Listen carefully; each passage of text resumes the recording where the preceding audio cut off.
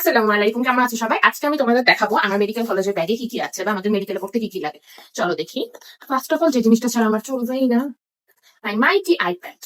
এটার মধ্যে আমি আমার সব ডকুমেন্টস রাখছি, আমার নোটস রাখছি, class light, guide, text book সবকিছু পিডিএফ আছে। সো এইটা ছাড়া আমার পক্ষে এমবিবিএস সার্ভাইভ করা ইম্পসিবল। আচ্ছা, তো আমি এটার সাথে একটা পেন ইউজ করি, পেনটা তোমাদের দেখাই।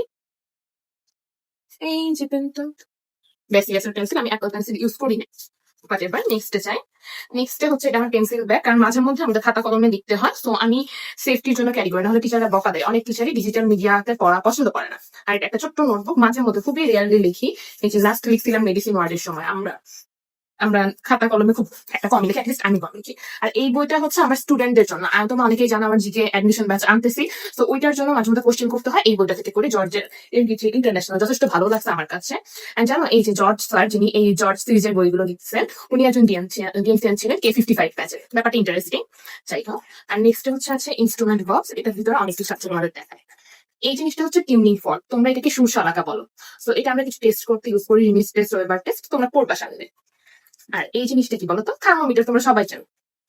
আর এই জিনিসটা হচ্ছে আমাদের একটা টর্চ, পেন টর্চ বলে, পেন্সিল টর্চ বলে, সরি, পেন্সিল। আমি ইউজ করি নাই নাম লেখো। এই যে দেখো, এটা হচ্ছে আমাদের বিভিন্ন লাইট রিফ্লেক্স চেক করতে ইউজ করা হয়। নেক্সট জিনিসটা হচ্ছে টাং ডিপ্রেসর, মানে অনেক পেশেন্ট আছে নিজের জিহ্বা ডিপ্রেস করতে পারে না বা জিহ্বা নিচু করতে পারে না, তো এটা দিয়ে টানটা ডিপ্রেস করে দেওয়া হয়। এইটা হচ্ছে হ্যামার, আমি র্যাপিংটা খুলি নাই, খুলা পরে দেখবে। এই হ্যামার দিয়ে আমরা বিভিন্ন রিফ্লেক্স, জার্ক, এগুলো এক্সামিন করি। মেডিসিন ওয়ার্ডে আমি একদিন এটা দিয়ে এক্সামিন করতে যাওয়ার সময় আমার হ্যামারের হেড খুলে গেছিল। অ্যাঙ্কেল রিফ্লেক্স, তারপর সরি অ্যাঙ্কেল জার্ক, নি জার্ক, এগুলো আমরা এই হ্যামারটা দিয়ে করি।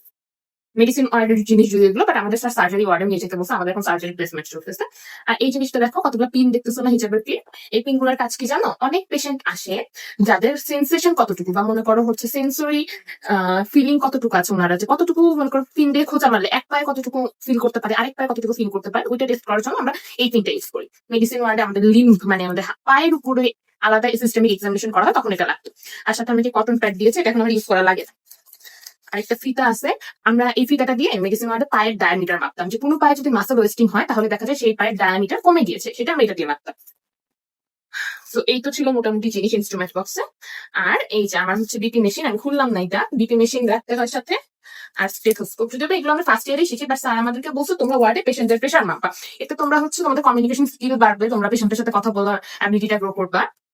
আর নেক্সট আছে হচ্ছে এই যে আমার এই ড্রেসের সাথে একটা ক্যাপ আর একটা মাস্ক, আমার আইডি কার্ড, আমার রুমের চাবি, আর আমার একটা hair. That's all, thank you.